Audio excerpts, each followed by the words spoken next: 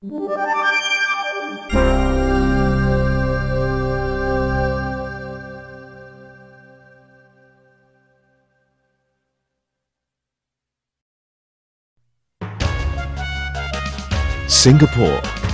is a multicultural country of more than 4 million people.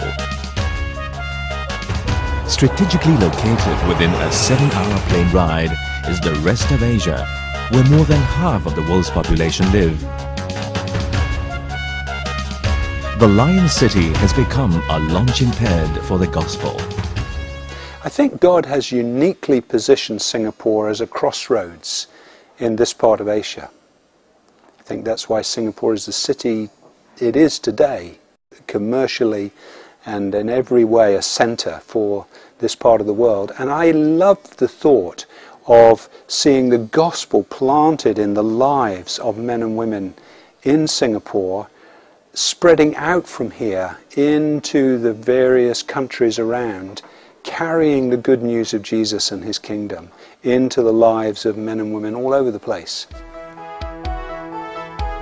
The navigators today are in campuses, neighborhoods, churches, nations, and the marketplace.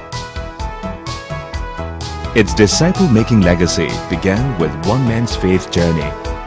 Roy Robertson and his family landed on the shores of Singapore in August 1962. And I read in Genesis 13:17 that it says, "Walk through the land, the length of it and the breadth of it, and I will give it unto you." I said, I would like to claim that promise from the Lord. I looked at Singapore. It's only about 16 miles from downtown Singapore, all through Bukit Timah, on up to Johor Bahru. And so on November 11th, I decided to take Sunday, the whole day off, and walk from downtown Singapore all the way through. I began at the World War I Memorial. There were ships still coming in. I said, oh God, these ships are going around the world with cargo.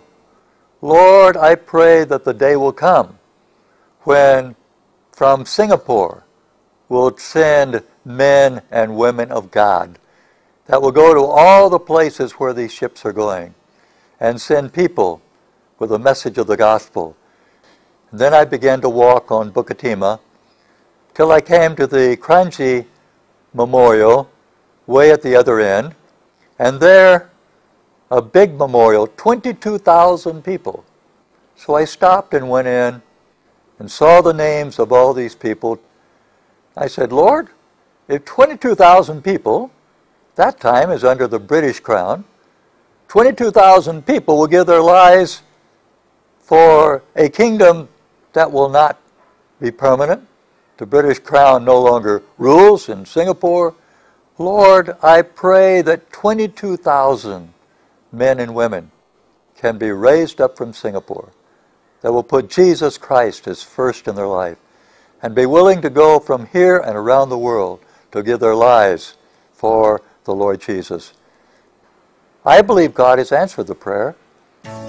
Since Roy Robertson's arrival in 1962, God has used the navigators to raise up many generations of laborers. I see that the foundations that have been laid over the years will continue to future generations, where we will see laborers of a special kind, people who love God with a passion, people who are committed to following Him for a lifetime. This certain kind of laborer who is Christ-like, who is godly, who is maturing and growing, and these laborers will be everywhere. The calling of the navigators is to advance the gospel of Jesus and His kingdom into the nations through spiritual generations of laborers, living and discipling amongst the lost.